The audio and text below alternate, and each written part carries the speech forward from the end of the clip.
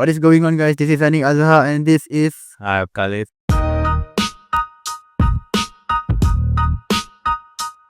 So hari ni kita nak cakap pasal apa kali? Today we're gonna talk about singles or seal products. Apa yang membenarkan kau untuk bagi this idea pitch to me? So apa, like inspiration ke, you know? Untuk all the newer players yang maybe tune in to our podcast, yang nak get started into the hobby, I think we all ada the same dilemma whether we should buy singles for our decks or binder, or whether kita beli seal products. Which one is the better option? Which one is more financially friendly for this player? So as for kau lah, apa advice kau untuk like all the new players yang diorang nak main? So ada yang tanya aku gak kadang, bang, kata saya beli set apa? So apa yang kau would advise to them? I think for newer players, I think for sure you can just get straight into the hobby with just buying singles. Just buy singles, you bayar, you terus dapat apa you nak. You get the card specifically. But if you crack packs or seal product, it doesn't guarantee you will get the card that you want, especially if you tengah build deck ke apa.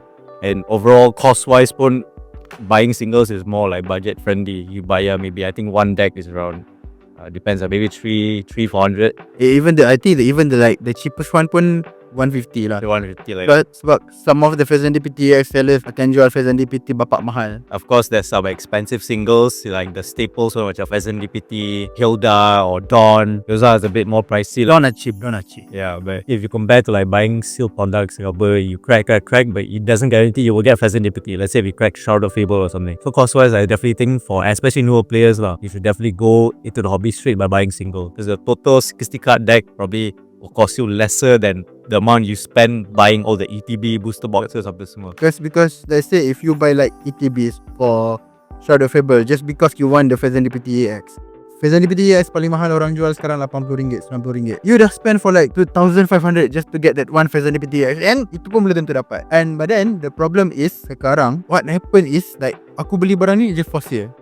The problem yang jadi apa yang aku nampak sekarang lah, orang nak beli, nak seal.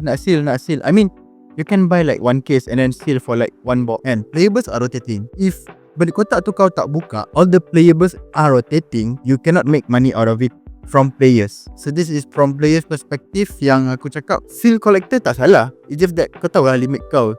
You want like seal one ETB ke, ada je some of our friend out there yang kumpul seal product. Tapi bila like again kan, bila kau beli seal product banyak-banyak just to keep it seal, I don't think you are collectors anymore. Collectors perlukan players and players perlukan collector. I think that's true. That's macam kau lah sendiri. If let's say kau pull SIR Charizard, player kat sini termasuk aku takkan beli bro. Siapa yang beli? Of course collector right? I think the one that stands in the middle is the players yang blink their decks. They have like all those, they're gonna all the gold or the SIR.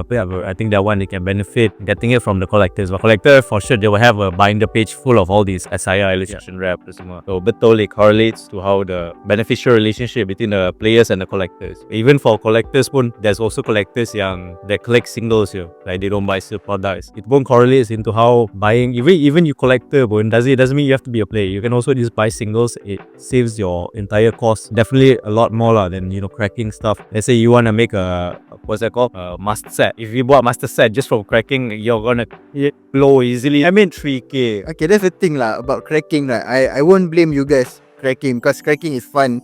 Cracking is like, that's the hype, that's the thrill behind it. Janganlah, if you want that card, you crack all the booster box ever exist, and then like what happens to the playables yang tak keluar, what happens to the playables yang non-hit? Tell you Lily sekarang RM10 bro, for like what, dah berapa set dah dia tak keluar? Dah berapa bulan dia dah keluar kan? RM10. Sekarang dah RM15, which is benda tu tak sepatutnya jadi. I don't mind sell my SIR for cheap as long as aku dapat balik playables, TCG players lah. Bila masa kau crack pack? Only time I crack pack, I think mostly bila you ada that random feeling like you pergi TCG shop ke apa, or any hobby store ke local game store, you nampak there's some packs on the counter. Kadang-kadang I also get the random urge to just crack some packs, blister or tins or whatever. I think it's just fun actually. It's part of the hobby also. It's part of that product. That's the whole purpose. Actually cracking a few packs is fine for me lah. It's healthy actually. It's healthy. It's better. It's also fun. It's quite fun. It's healthy sebab isn't healthy sebab kita tak all the playables dalam that pack. Yes, we won't know apa kat dalam. But then let's say aku dapat playable, aku dah ada Lily, aku jual lah kat kau satu. So the ecosystem of playables tu ada, sihat. Yeah, that's why I'm saying it's healthy untuk crack pack juga. Macam as for me pula, aku akan ada like this tradition, every my birthday aku akan buka satu blister, 3-pack blister. And I was lucky kat TCG KL hari tu aku jumpa side up punya blister during my birthday, so aku just beli. And then tournament lah, of course, tournament price of course aku akan buka. So yeah, despite like being macam orang tanya aku lah nak beli set apa, because if you ask me about set, again, cards are rotating. Aku pun still main card daripada zaman Astra Radiance, Ultra Ball, Astra Radiance, right? So it's not about the set what you crack tau. It's about what deck you want to play. Tengok dekat Limitless, orang tanya, bang deck apa nak main deck? Buka dekat Limitless, there's no problem. Kau buka dekat Limitless, kau tengok, kau copy paste and how you play tu, itu lain cerita lah pula kan. So that's the thing lah about my perspective on seal versus singles. Also with seal, I think especially if you as a collector, if you crack code, I don't think you should open packs, open whatever seal product with the intention of getting that card or getting like an ROI, return on investment. It's like if you crack and then you blow 2-3k, you didn't get your chase card, and then you're just gonna end up disappointed and also broken. So I think that's also one unhealthy aspect of the community, like especially for the collectors, yang they crack just for the sole purpose of getting the chase card. That's the thing They lah. don't care about anything else. Macam kau cakap lah last episode, this is a kids game. Why the hell you want to be this part of your investment? There's so many like poker investors now yang they believe it's either A, they keep it sealed, they will really keep it sealed, they will never open anything, or they like buy like cartons and they buy out the whole stock. They buy out the whole stock with the intention of reselling or cracking until they get their chase card. What they do with the bulk or the extra playables or non-playables, whatever lah, those extra things they don't care about. If they give it back to the community or sell it back to the community for like the players to use, that's great. But there's a lot of these like collectors, they just crack and then the Caesar labels, extra cards, they just throw away everything. Or like, cause to them it's like zero value for them. It's zero value because like there's a one content lah yang aku agak disappointed keluar, right? But that cost more than you think. Like dia tunjuk lah Ten Vessel, Sada, Arven, because again, this is a kids game. It's not supposed to be part of your investment. Yeah. It can be part of your business.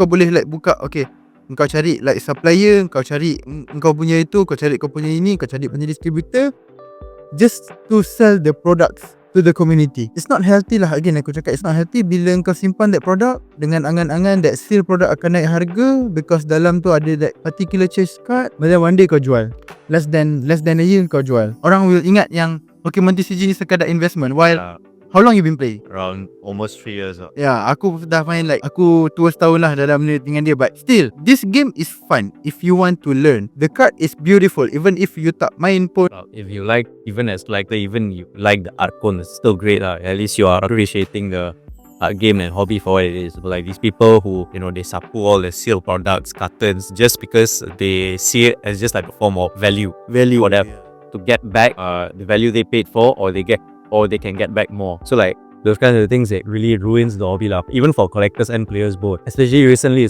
there's been this like stock allocation problem, stock card. It's been a problem I think for almost few months already, almost 1 year I think.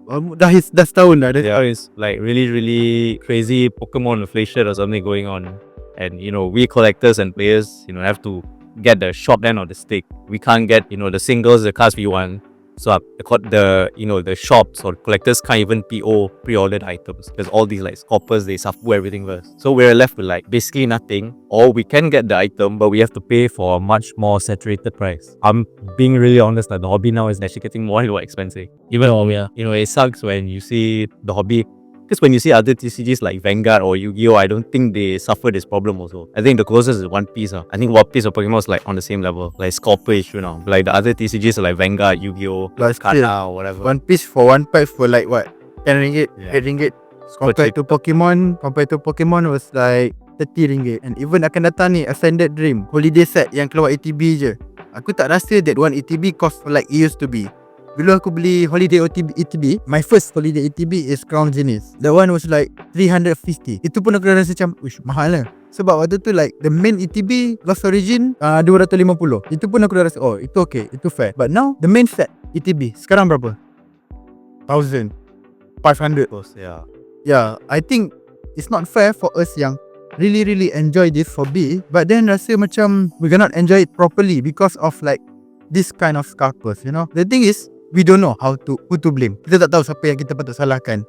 Is it the community ataupun is it the distributor? Macam apa yang jadi sekarang ni, it's not supposed to happen kan. Masa aku start dulu, everything was smooth. Even like masuk tournament fee RM25 naik daripada RM19 ke RM25 pun aku rasa macam wih, mahalnya. Sekarang tournament fee for UBL, GBL RM45 for one pack, UBL RM85 for two pack. I get it lah. But then harga to play Pokémon TCG nowadays is More luxury. yeah, it's more luxury lah. And on the last episode aku cakap maintenance on sleeve, but this is part of this. Mungkin okay, some of the guys mungkin cakap kalau tak mampu jangan main TCG. But then we hook into this. And then kita pun boleh jawab balik. If you want to invest, don't invest in Pokemon. You invest in some other stuff. Gold, Altana. Kenapa kau tak pergi dekat situ? There's like most of these like crypto bros or finance bros yang join the Pokemon scene ni, just to support everything then resell back. Especially like people from this, like as you say lah, these Bitcoin sneakerhead, all these guys, they don't even care about the game actually. They don't care about the hobby. Like I think the bare minimum is like you just collect lah. Playing is a different story, a step above collecting. If you play, that's great, good on you. If you collect also, tak apa, it's fine. If you memang just get into the hobby just for the sole value of the the price, but you know resell balik or whatever, you're really ruining the hobby for everyone else, and you're ruining the experience for everyone else. But then honestly for them lah, it's not sustainable pun. It's like they came from a different scene, a different background, sneaker, crypto, whatever lah. You can see sneaker now pun dah slowly dying down. All these like hypebeast band apa semua. Eventually the scene is dying down. I think now pun dah kurang. That's why they jump over to a different hobby, to Pokemon. This thing can maybe last you for maybe 4-5 years. And lepas tu is probably gonna go back to being like a very niche hobby. Sebab dulu there was this case with Logan Paul or Jake Paul, I think. Yeah. Because of him, Pokemon The baru keluar baru-baru ni, Yeah. $1.5 billion cards. Yeah, then the big scene towards Porbit, I think 2020. There's like down Hobbit. It's about Porbit or something, right? No. This hobby start getting hype after the COVID 2020. And then like after during COVID, as a players aku tengok most of us lah. Kalau kau tanya Sufian, kalau kau tanya most of our friends, diorang start during COVID. Waktu COVID dulu, I don't see this problem. Waktu aku start dulu, I don't see this problem. And to say us, kita orang tak get keep out this hobby. The thing is, kita orang tak get keep this hobby. You guys can enjoy this hobby. I used to like hate collectors, but then bila aku dah develop my character development tu, okay, I know I need collector because collectors sell some playables cheap, and I can sell my collectibles to collectors. Yeah. You know, there's some ecosystem. But now all I hate is scalpers, man. Oh my god, like kau beli banyak-banyak and then kau seal. Engkau dapat kumpul segala benda tu. Kau dapat kumpul segala ETB and harga naik. As personally lah, okay, siapa yang akan beli? It's not like orang-orang keramaian macam kita, kan? Betul tak? Aku pun tak beli. Aku takkan beli. And siapa yang akan beli? Orang yang kononnya ingat benda tu akan harga naik. Lepas tu next person siapa yang akan beli? Orang yang akan benda sama. Benda tu akan berpusing dekat orang-orang kaya je. Would you buy a vintage card for collectors? No, personally I won't. Unless kalau benda tu playable and vintage, aku mungkin beli. Aku mungkin spend. Illustrator Pikachu 2 million. Would you spend for that? No, okay. Aku dibesarkan dengan benda yang as Melayu V40, aku dibesarkan dengan something yang if I want to spend my money, it better be useful. You know? Aku tak tahulah kau boleh relate ke tak sebab kau T20 kan. Bila benda ni dah dirosakkan oleh scalper, right, automatically this hobby akan jadi mahal and orang pun akan slowly leave. And as for me personally, aku tak tahu next rotation macam mana. Last year, no, this year lah. After rotation, right, you know what happened? Journey Together, satu pack sampai RM60 bro. Sekarang RM25. No, sekarang kau tolak RM15 pun tak ada siapa nak. Why? Because diorang tahu yang It's all the hype, but yeah, it's all the hype. And sekarang ni apa yang set latest? Phantasmal Flame berapa? 30. And soon akan turun jadi lesser 25. And to be fair, this next set is holiday set. Dia fair nak jual kalau satu pack tu 60 because it's a holiday set, keluar dalam dalam EDB, so it's fair. Yang tak fairnya, like it's a normal set, it's a main set, kenapa nak harga macam tu, you know? So aku takut nanti after rotation harga card lagi mahal. Lily dulu berapa mat? 50-60 mat normal art. Lily bukan Lily Malaysian, Lily Clefairy. oh yeah, that was like The one was like, when on release the normal art was like 100 plus 60 like that. kita terdesak as a player, kita terdesak. Kan? Kononnya terdesak lah, but then aku main Dragon Pool juga for MBL. Macam kau cakap tadi, this kind of crypto guys, crypto bros, sneakerhead, semua yang join this hobby, it's not because of they passionate about this hobby. Kan? So, it's not that aku cakap aku tak welcome orang baru. Bukan kita tak welcome orang baru. Sneakerheads, Bitcoin bros, crypto bros, nak join. It's just that if you want to join, betulkan niat dulu. You want to join this because of you ada access money, orang kata lebihan duit untuk buang. Because once you decide untuk invest, what's up bro? Macam aku pernah borak lah dengan some of my friend, Pokémon cards punya value takkan stay, and That's true. dia akan macam tu juga, kan? Unless you have something from like really ages ago lah, vintage base sets semua. That's a different story lah. That's like that ancient relic lah. Basically it's stuff from like later set this year or like a few years back, maybe dates back to Sun and Moon lah. Again, the prices will fluctuate one day lah. Now maybe all those like Tag Team GX semua apa semua, sure it's expensive, tapi really you can only hold on to it for so long because the price will eventually fluctuate.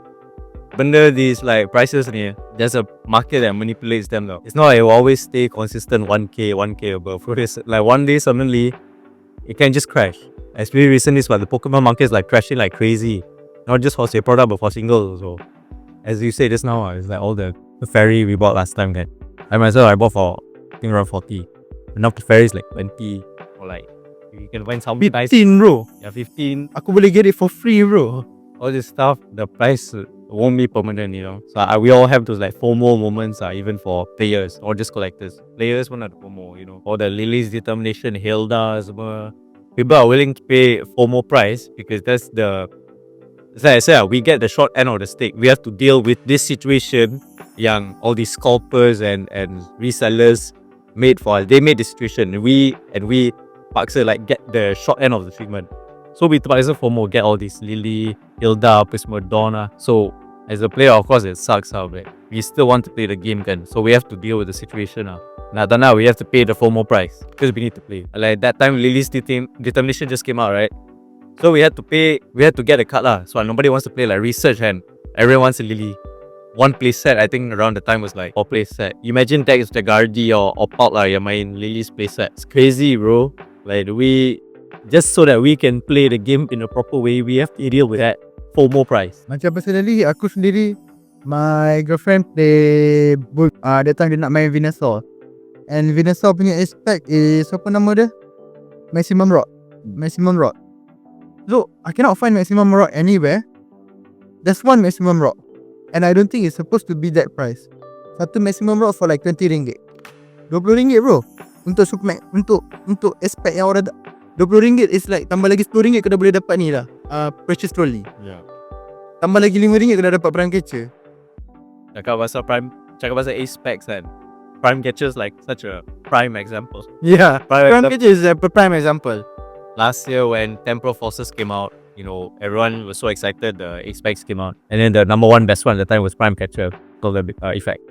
The prices were crazy. I'm telling you, it was like 100 plus. It's for one card. 150 bro. 150. And like 150, lepas tu turun like 120. Aku personally, aku pull aku punya Prime Catcher. I was lucky, damn lucky. And eventually from 150 to 100, it eventually went down. Now it's been like a year plus since Prime Catcher came out. Now it's like 10, 20 ringgit only. 15 is so cheap. Because I mean that one is also because of the reprint lah. You know, thanks to the reprints, thanks to some big singles become cheaper. Speaking of reprints, there's one card that reprints tapi harga dia still consistent. Serendipity EX bro. Because okay, aku pergi mana-mana, aku pergi like everywhere I go. There's only one place yang aku jumpa Serendipity EX Toolkit, Trainer Toolkit, PST25. Oh, dulu orang buang kat pack tu, box tu. Man, orang buang Trainer Toolkit 2024, 23. Sebab tak ada ni. Bila dah ada Fezan, wah, susah betul nak cari. But again, tak tahu lah mana benda ni hilang, you know. Masa aku start main dulu, aku beli League Battle Deck 180, 190. Sekarang 245. I think Sekarang Dragon Pool EX punya League Battle Deck dah lah susah cari. Kalau nak beli pula sampai almost 400 bro. Triple the price bro. Crazy. at that point you might as well just build everything from scratch. Yeah, my Apple just feels 100. Cakap pasal League Battle Decks, right? The change Because I remember, I think 2-3 years ago when the Palkia League Battle Deck came out, I think it was quite cheap.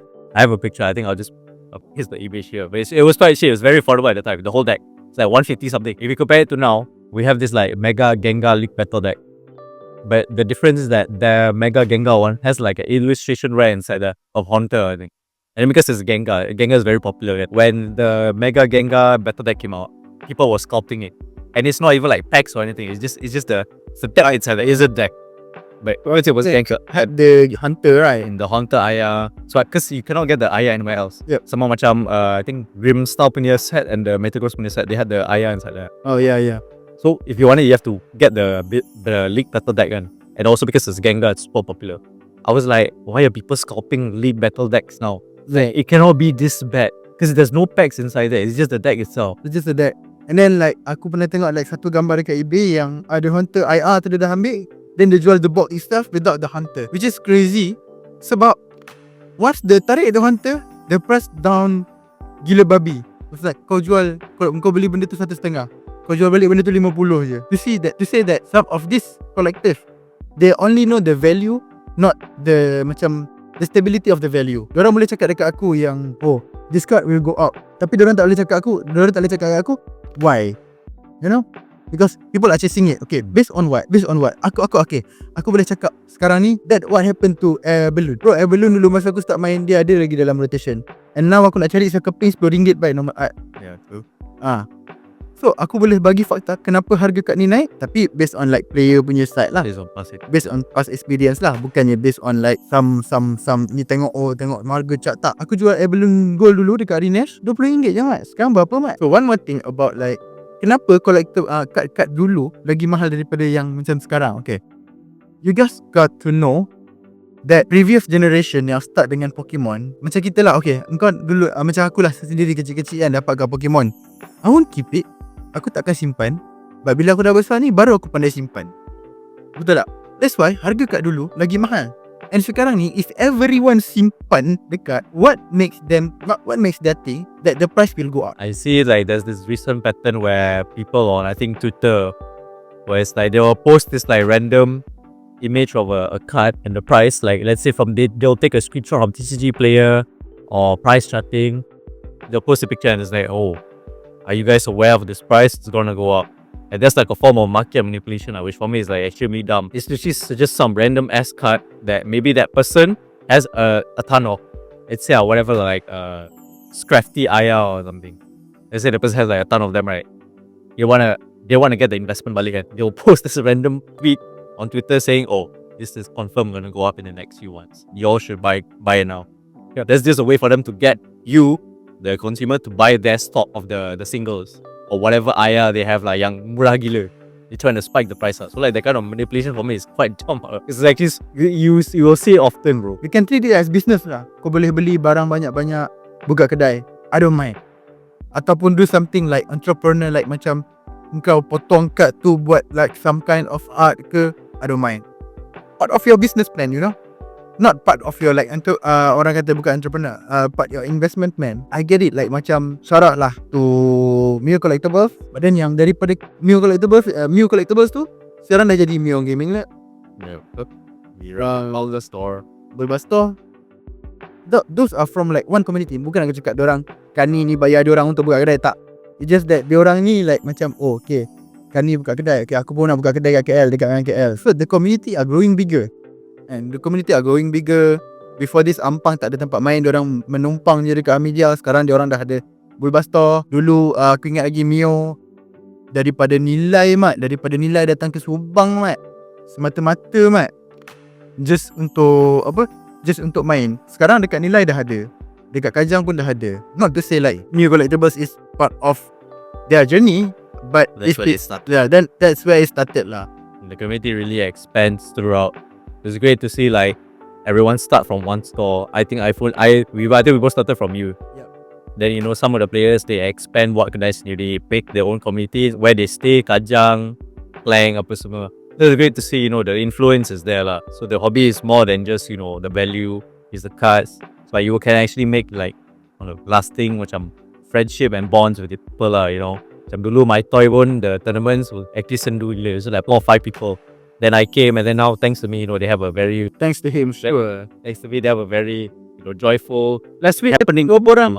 Berapa? 6 orang amat. Yes, well, 6 orang amat. The last word from me is, please, if you want to spend this hobby, spend it wisely. Don't go for like macam kau nak beli barang banyak-banyak just for sell another time, because that will end up make you lost much, because that's what happened on the 90s, on the 2000s, and Pokemon akan dipandang sebagai somehow investment, and it will be ruined instead of like the game, instead of like collecting cards, you know. as always, enjoy the hobby, be nice to people, and don't financially strain yourself over the hobby, because if you financially strain yourself over some cards, you were missing the whole point. You're going to be stressed and going to be broke. So be responsible with how you spend your money in the hobby lah. Ukur netball di baju sendiri, bro. See you guys on the next episode of Lepak Geng Bottom Table. This is Anik Azhar. This is Khalid. So don't forget to like, subscribe and comment. Bye.